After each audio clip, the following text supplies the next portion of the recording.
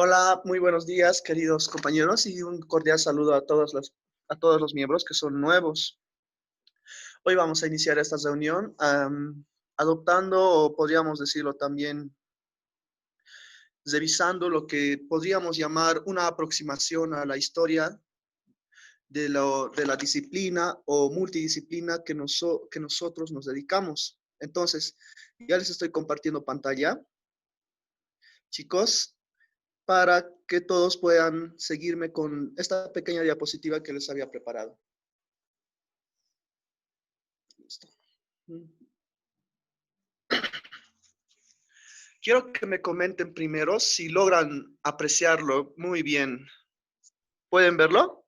Se ve Sí, correctamente. se ve. Sí, se ve. Sí. Perfecto. Entonces, existe un tema que nos concierne a cada investigador, a cada persona que se dedica a la ciencia, y necesariamente el tema siempre va a ser el hecho de saber acerca de nuestros antecedentes. Y es el título que quise adoptar para lo que es este tema del día de hoy, de nuestros antecedentes. Precisamente porque seamos de una rama de la medicina, seamos de una rama de la psicología, matemáticas o química, algo inherente a los estudios es que siempre nosotros indagamos en nuestra historia, en la historia de nuestra disciplina o de nuestra ciencia, como queramos llamarlo, ¿vale? No solo para saber acerca de nuestro pasado, sino también para saber acerca de nuestro presente y futuro. Entonces, el tema o la disciplina que nos concierne ahora mismo es el hecho del surgimiento de lo que es la neurociencia. Y es que nos podemos encontrar con dos caminos primeramente. El primero, que la neurociencia parece ser una forma de generar saberes, podríamos llamarlo primeramente así, antes de llamarlos como ciencia, precisamente porque es una práctica que la llevamos, o al menos la humanidad la lleva desde hace miles de años. En un momento revisamos en qué nos sustentamos al decir esta noción de tiempo de miles de años. Y por otra, el término de neurociencias nos es relativamente reciente. Precisamente, a diferencia de las disciplinas, incluso a diferencia de otras ramas nuevas como la psicología que se fundaron en el siglo pasado, el término neurociencia apenas se reconoció en 1970 en una gran sociedad llamada la Sociedad de Neurociencias, o por sus siglas en inglés, que la pueden ver ahí, se las voy a acercar. ¿Listo? Esas son las siglas en inglés. En nuestra traducción original sería la traducción la Sociedad de Neurociencias. ¿Listo? Esta se fundó en 1970 y ahí fue a través de la reunión de muchos científicos de no solo un área, sino de, podríamos decir, áreas variadas. Se reunieron biólogos, médicos, psicólogos, químicos, todos con el único fin, más o menos, y era el fin de estudiar al cerebro desde un aspecto, un enfoque multidisciplinario. 1970, el inicio del término neurociencia, a diferencia de su práctica que ya se llevaba hace miles de años. ¿Y por qué decimos que se llevaba hace miles de años? Nosotros bien sabemos que la neurociencia actualmente se encarga de lo que es este estudio multidisciplinario del cerebro humano. Entonces, no solo vamos a estudiar lo que son las estructuras, como sería un cerebro, un cerebelo o subestructuras que lo componen, sino que más allá vamos a estudiar lo que es su composición y la dinámica que subyace a las mismas partes del cerebro. Me refiero a la unidad más básica que son las neuronas y la dinámica química que sucede entre ellas para que conduzcan información. Pero esa es la neurociencia que nosotros conocemos actualmente. En un inicio tuvo que existir, por así decir, un pequeño indicio, una pregunta. Como todos sabemos, los saberes no se conforman de la noche a la mañana. Y aun cuando la neurociencia como término es joven, tiene una gran historia que debe ser revisada. Vayamos primero Antes de ingresar, quisiera hablarles sobre este pequeño subtítulo: investigadores de más aquí o del más allá.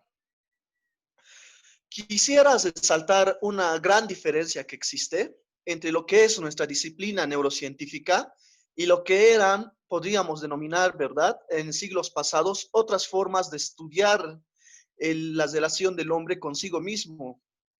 Precisamente, ¿por qué? Porque el estudio del cerebro en el ser humano nació, podríamos decir, podríamos suponer incluso, nació por la curiosidad de cuál era la función de este órgano respecto a las funciones del cuerpo. Muchos de nosotros de seguro conocemos a Hipócrates, y quien él atribuía al cerebro muchas funciones en lo que respecta en la vida cotidiana, ¿verdad? Entonces, fueron preguntas como estas quienes pudieron, yo considero, de una u otra manera separar lo que es el enfoque de investigación. Por eso se denomina, como por así decir, investigadores de más aquí o del más allá. Los investigadores que se quedaron a investigar al órgano, me refiero al cerebro como tal, podríamos denominarlos a los investigadores de más aquí, a los que no se embarcaron en otros aspectos del más allá. ¿Y a qué me refiero con aspectos del más allá? Me refiero a aquellos investigadores quienes veían las manifestaciones de la persona, en tanto sus conductas, en tanto las emociones, sensaciones que tenía, que no era muy distinto este enfoque de investigación de los investigadores de más aquí, solo que la diferencia radica en que los investigadores del más allá, de una u otra manera, se olvidaron de lo que era el cerebro. Estamos hablando de estos siglos pasados, más atrás incluso que el Renacimiento, chicos. Incluso durante la época de los grandes filósofos, la mayoría se olvidó de lo que era el órgano del cerebro. Y por eso los denominamos investigadores del más allá, porque a diferencia de los investigadores de más aquí, quienes se van a centrar exclusivamente en el cerebro como el órgano principal de donde surgen las manifestaciones del ser humano, los investigadores del más allá lo dejan de un lado y se centran en otros elementos metafísicos, dejando de lado al cerebro. Y lo que ellos van a investigar, los del más allá, van a ser nociones como el alma, nociones como el inconsciente o como el espíritu, y les van a atribuir las mismas funciones que los investigadores del más aquí le atribuyeron al cerebro. Entonces, quedado claro este concepto de investigadores de más aquí o del más allá, nosotros como sociedad de neurociencias, como estudiantes que nos embarcamos en este nuevo mundo, nos podemos situar en lo que es los investigadores de más aquí. Les presento un cráneo de cerebro de Homo sapiens. ¿Listo? Este es el cráneo del cerebro de un Homo sapiens. Podríamos llamar la penúltima evolución, a diferencia respecto de nosotros. Nosotros somos considerados como Homo sapiens sapiens para ir entendiendo mejor, precisamente porque estamos un poquito arriba de la evolución de lo que era este homínido. Pero quisiera que se fijen en las flechitas. Hace miles de años, estos homínidos dominaban, podríamos decir, la tierra. Ellos eran quienes vivían en lo que ahora nosotros podríamos llamar nuestro hogar.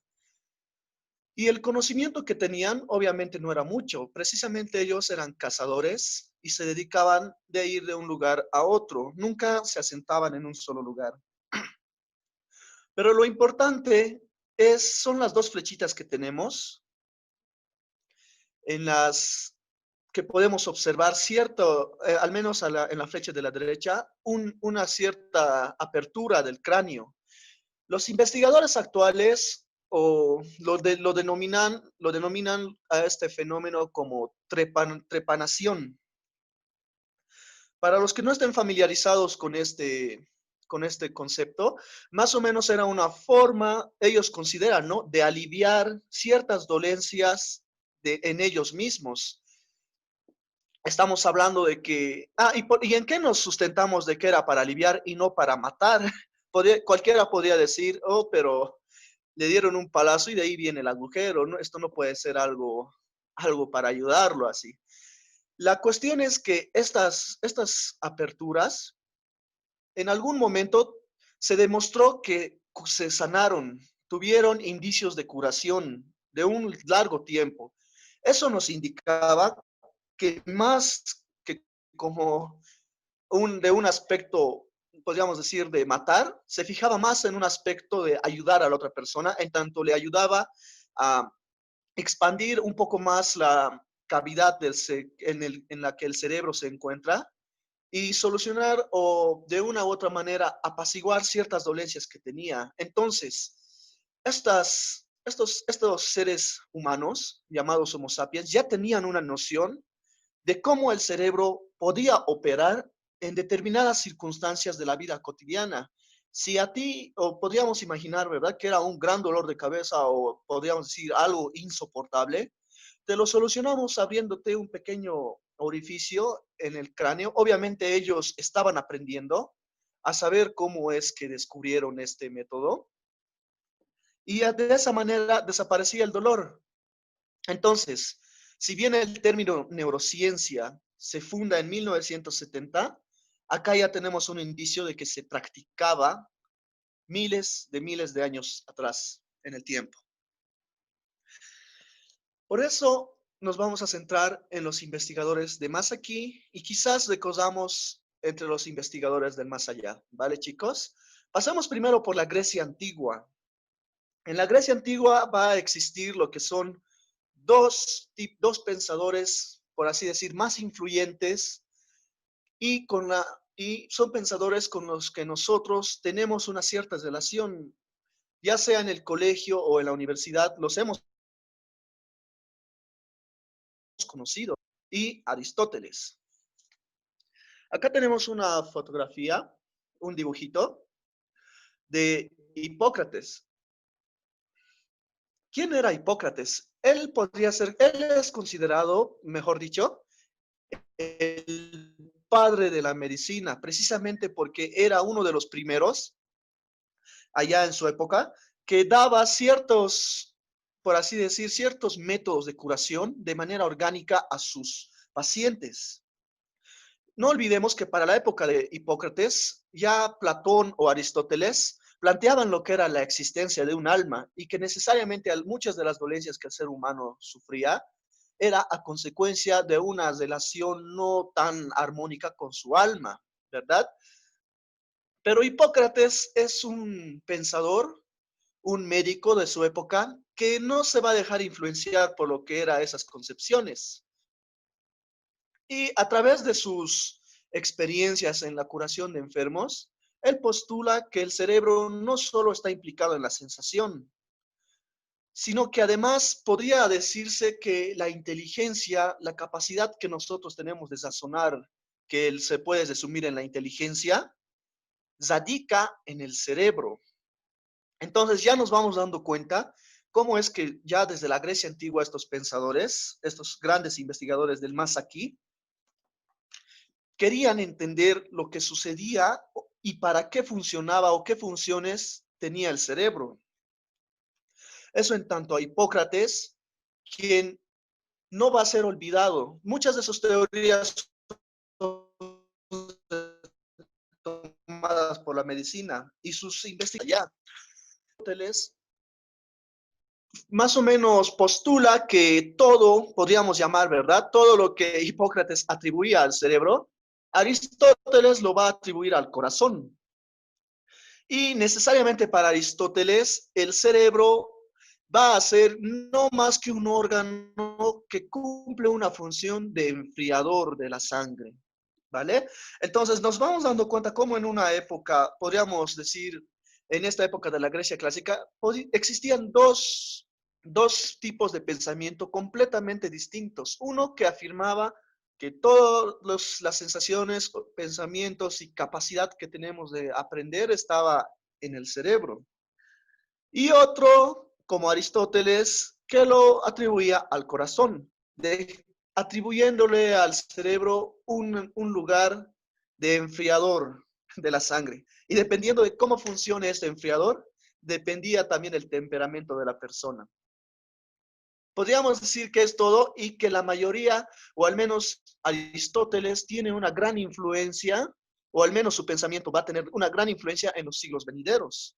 Quizás esta sea la razón, podríamos ir indagando, de que no muchas personas se hayan acercado a la investigación del cerebro, pero como siempre existen las personas rebeldes, los investigadores del más aquí como Hipócrates, que o que no hacen caso de estos pensamientos populares, pasamos al Imperio Romano, donde no solo el pensamiento de Aristóteles es tomado, sino también el pensamiento de Hipócrates va a ser más tomado en cuenta. Entonces, acá vamos a conocer a un hombre que se acercó a la verdad. Y no es nadie, nada más ni nada menos que Galeno. Galeno era, por así decir, un médico de gladiadores. Galeno tenía la tarea de curar a los gladiadores y ya él observaba cuando ellos sufrían un golpe en la cabeza, cómo algunos u otros perdían ciertas funciones de sensibilidad o ciertas funciones de movilidad.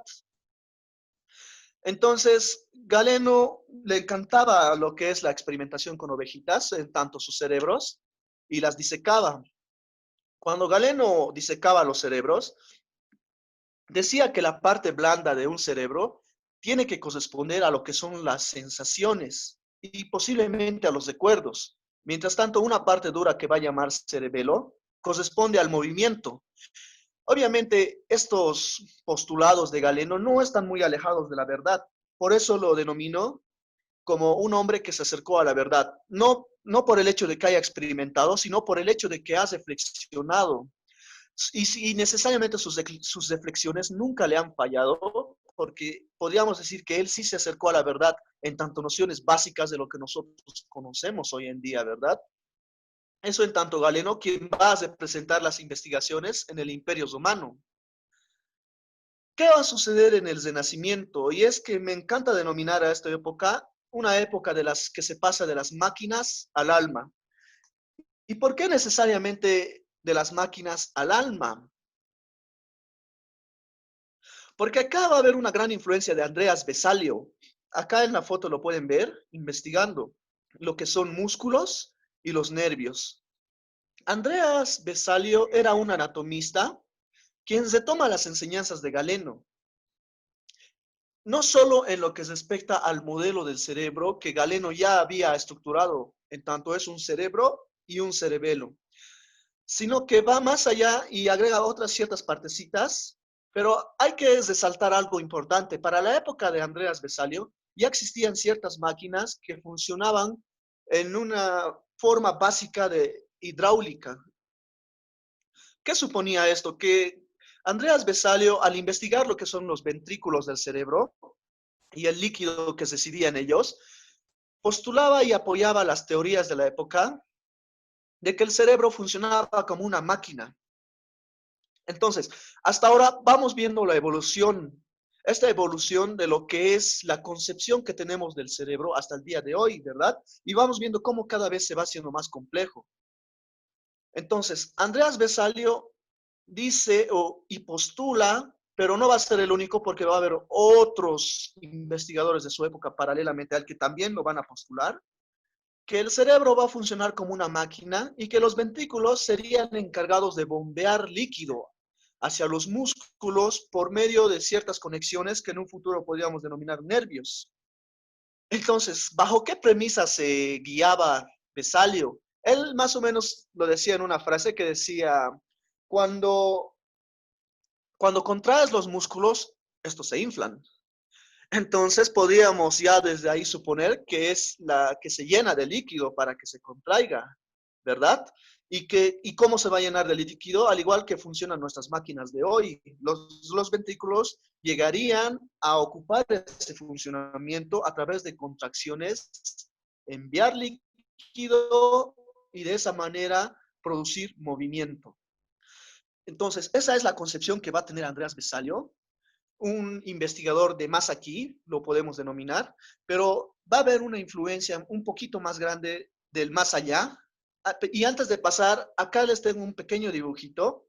En la parte izquierda, justo en el centro de la cabeza, podemos ver un ventrículo y las conexiones que este tiene con los músculos, necesariamente cada vez que el ventrículo se contrae así o se expande, existe movimiento en los músculos, ya sea en las manos, en los pies o en otras partes. ¿Listo? Eso en tanto una representación de cómo pensaba Vesalio para su época.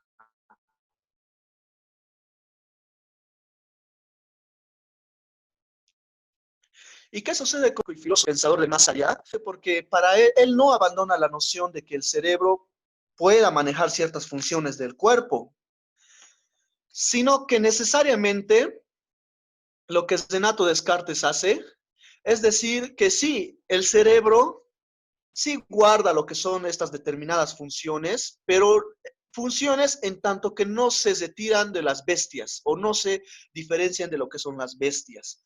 O sea que una oveja tiene hambre, tiene otras necesidades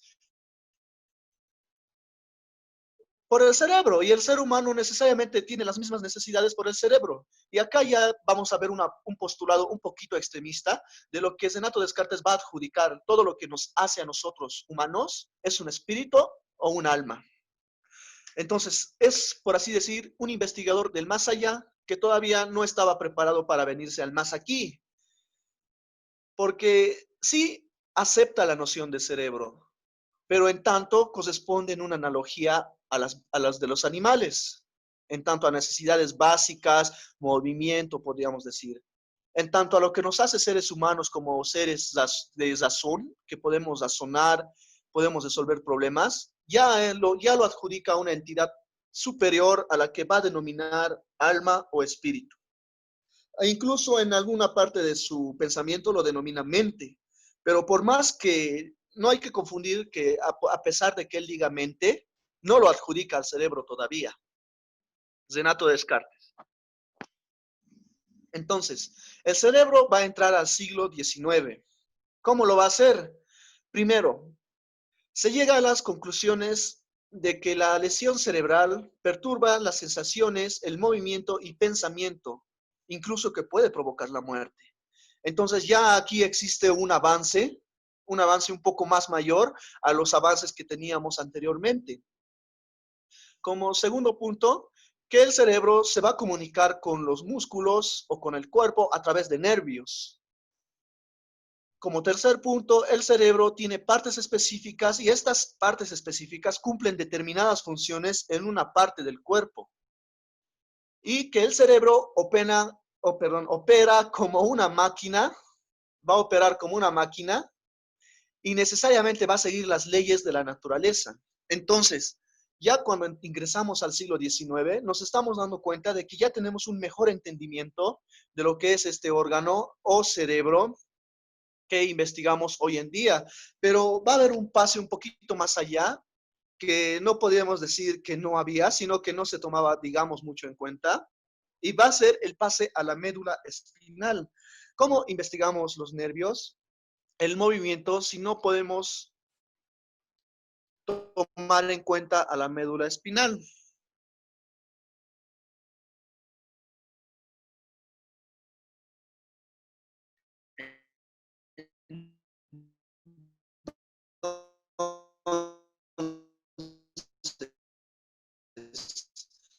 Vamos a resaltar Luigi Galilei. Estos dos prueban que las eléctricas. Entonces, existe un avance mucho mayor a través de estos investigadores en sus trabajos, y es que ya estamos metiendo la noción de cargas eléctricas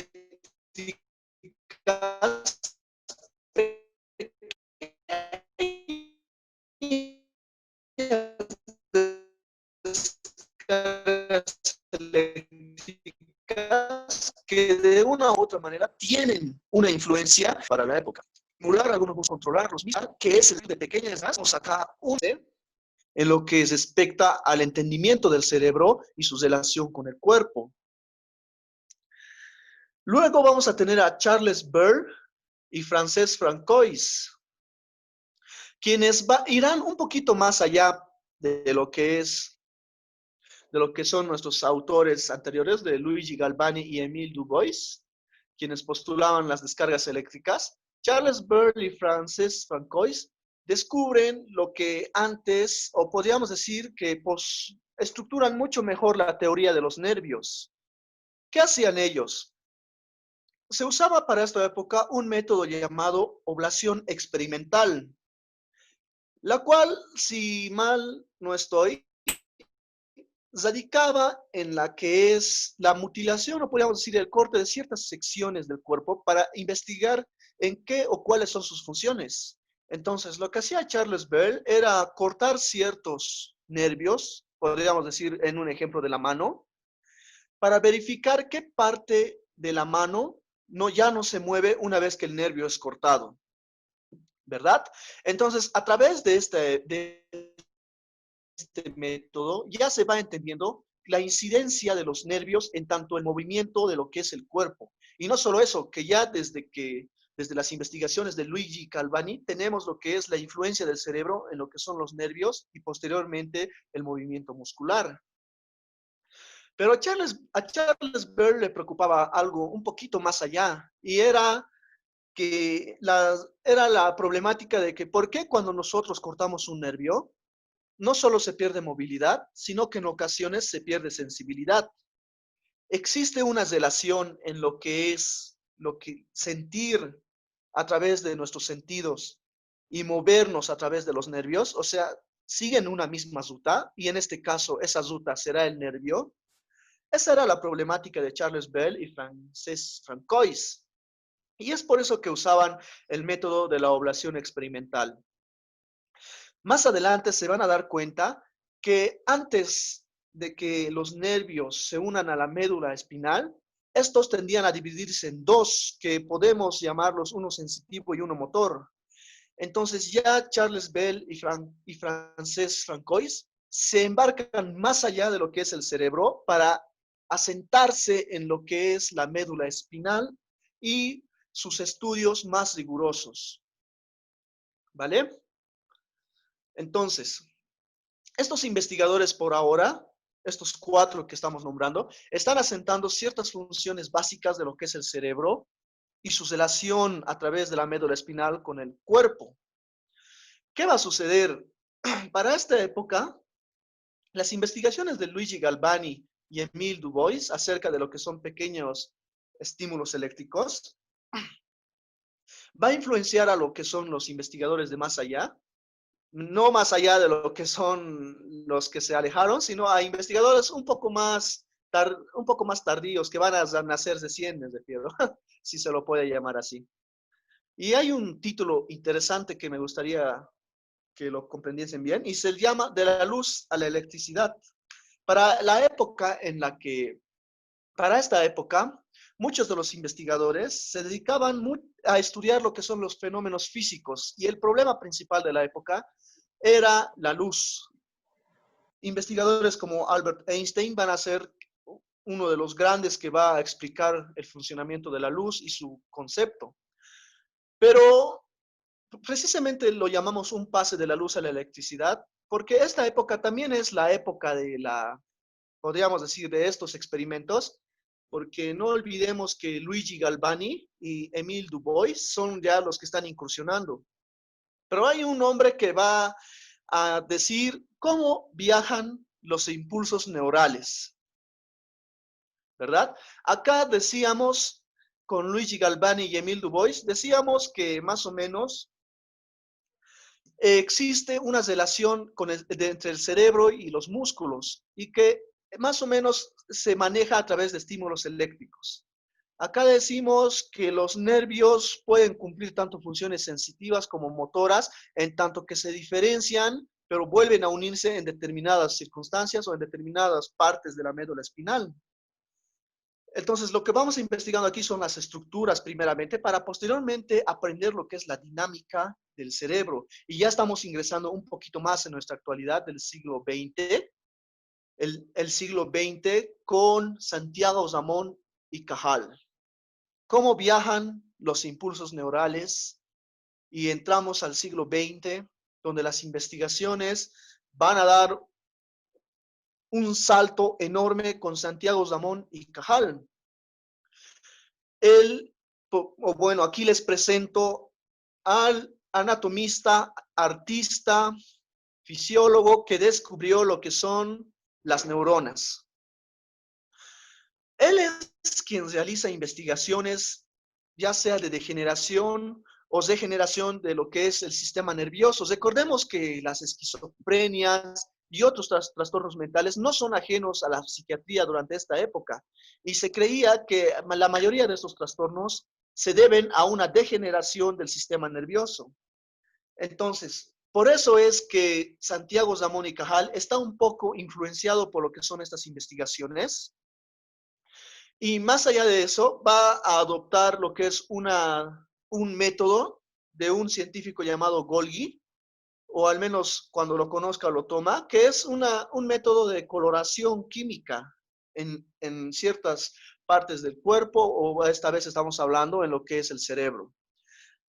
Mucho más anteriormente, ya otros investigadores habían hablado acerca de las células y sus investigaciones.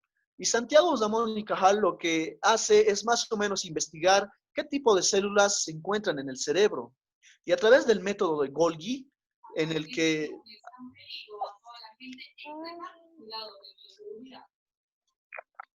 Bueno, a través del método de Golgi, en la que existe una reacción química que colorea, logra mapear, podríamos decir, logra mapear un circuito neural, el cual le va a llevar a lo que es el premio Nobel compartido con Golgi.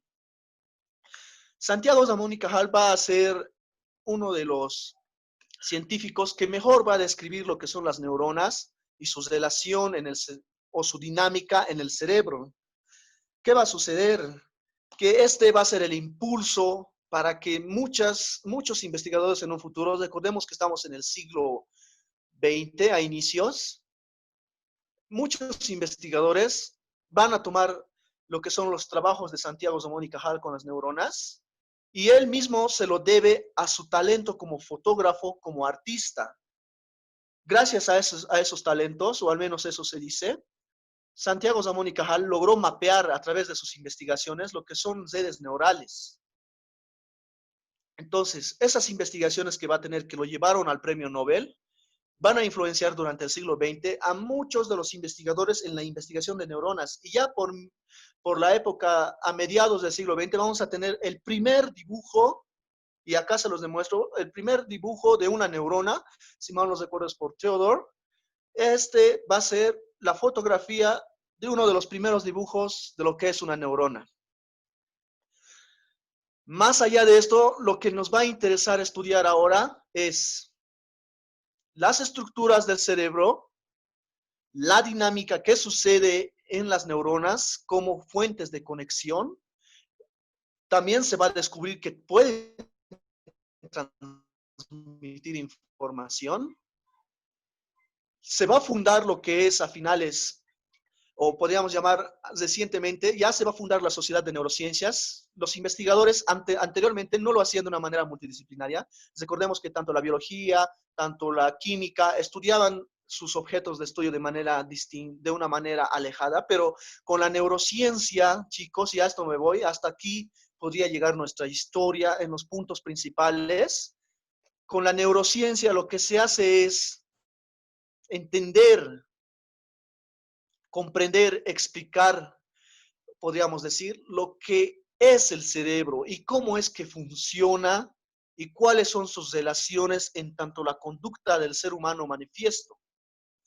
Y es nuestra actualidad ahora mismo, ya sea en otros países o nosotros mismos como una organización neurocientífica que se dedica al estudio científico.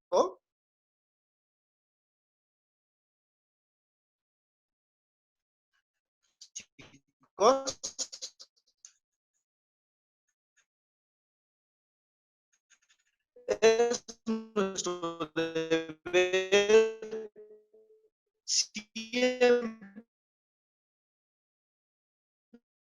siempre basarnos en la multidisciplinaridad. Y no solo eso, continuo que nosotros utiliza la neurociencia, hacer tanto desde la biología, desde la psicología, desde la medicina, desde la química o física, se estudia lo que es el cerebro. Y llegamos a nuestra actualidad, chicos. Espero que les haya gustado este decosido de historia. Muchas gracias. Pueden, si tienen alguna duda, no pueden hacerla ahora, chicos. Pero acá terminamos. Bueno, chicos, ahí tuvimos a Denis con una excelente presentación, por cierto. Lo hizo muy explicado. Si tienen dudas, este es el momento para que Denis pueda responder a esas dudas. ¿Nadie tiene dudas, chicos? Yo, compañero, ¿cómo están? Primeramente, Entonces, buenas tardes. allá, Una dale. consulta con el tema del padre de lo que es la neurona. Un poquito se me ha entrecortado. ¿Cómo es que qué tipo de experimentos hacía esta persona para poder fotografiar o lo que es tener la primera imagen, lo que es una neurona? Ok, Denis, si pudieras responder. Sí, sí, hola, perdón, no la escuché muy bien, se ha entrecortado. ¿Me puedes repetir la pregunta? Claro, te decía de que de Ramón, es Sergio Ramón, Ah, sí. el padre, o el primero que descubrió, el que plasmó lo que es una neurona, ¿qué tipo de investigaciones hacía o qué experimentación hacía para poder dibujar o fotografiar lo que es la primera neurona? Ah, ya. Cajal Zamón era, por así decir, un anatomista que se dedicaba a la investigación exclusiva y ya él desde un inicio investigaba lo que era ciertas conexiones entre determinadas partes del cuerpo. El método que usó, más o menos, es un método que logra una coloración a las células. Este método ya había sido usado por Golgi anteriormente. Si lo que lograban era que a través de reacciones químicas, pequeñas reacciones químicas, lograban colorear, o sea, al decir colorear me refiero a diferenciar ciertas partes pequeñas del cerebro de otras. ¿Listo? Entonces, a través de eso es que él reflexiona y deduce porque podría decirse que no contaba con todos o con mucho instrumentaria, podríamos decir, porque lo que él hace es mapear a través de sus observaciones. Recordemos que él no solo es médico, es un artista que se dedicaba a las fotografías y al dibujo. Entonces, a través de este pequeño procedimiento de impregnar con ciertos tintes pequeñas partes del tejido nervioso, él lo que hace es mapear ciertas conexiones a las que luego va a adjudicar que son, o podríamos llamarlo, son un acercamiento a las neuronas. Yo tenía una pregunta, solo que el internet está medio lento. ¿Se ¿Perdón? puede? Sí, dale, Tenía una pregúntale pregunta. al Denis. Ah, eh, prácticamente estaba hablando de lo que es el más aquí y no más allá o en el medio. Ah, creo que es la diferencia entre el más aquí y el más allá, ¿verdad? Sí, A ver, en nuestra actualidad, ¿no? Ya que ha cambiado con la tecnología y todo, ¿en qué en etapa nuestra estamos? actualidad, nosotros actualmente, o al menos los métodos que usamos, siempre nos vamos a enmarcar en lo que es el más aquí. O sea, la diferencia que hice entre el más allá y el más aquí en un inicio radica entre que los investigadores del más aquí siempre se han dedicado o nos hemos dedicado hasta ahora a lo que es no ir más allá de conceptos metafísicos e investigar de manera concreta lo que es el cerebro en su relación con las manifestaciones del cuerpo. Y lo que los investigadores del más allá hicieron fueron, de una u otra manera, olvidarse de lo que es el órgano del cerebro e intentar explicar las manifestaciones del cuerpo, o sea, todo lo que el cerebro estaría encargado de hacer, en conceptos metafísicos. Ante esto nos encontramos con doctrinas como espíritu, el Las alma abstractas. o incluso el inconsciente, podríamos decir también, Estos investigadores que se alejaron y intentaron explicar de una manera más metafísica al ser humano son los investigadores del más allá y nosotros somos los investigadores del más aquí. Y siempre el método en neurociencias siempre va a radicar en la investigación directa al cerebro, en tanto su explicación y su descripción. Y eso nos hace investigadores de privilegio del más aquí. Ok, ¿estuvo bien, Luis? Ya, ¿Le gracias. respondió Denis? Está bien, muchas gracias. Ok,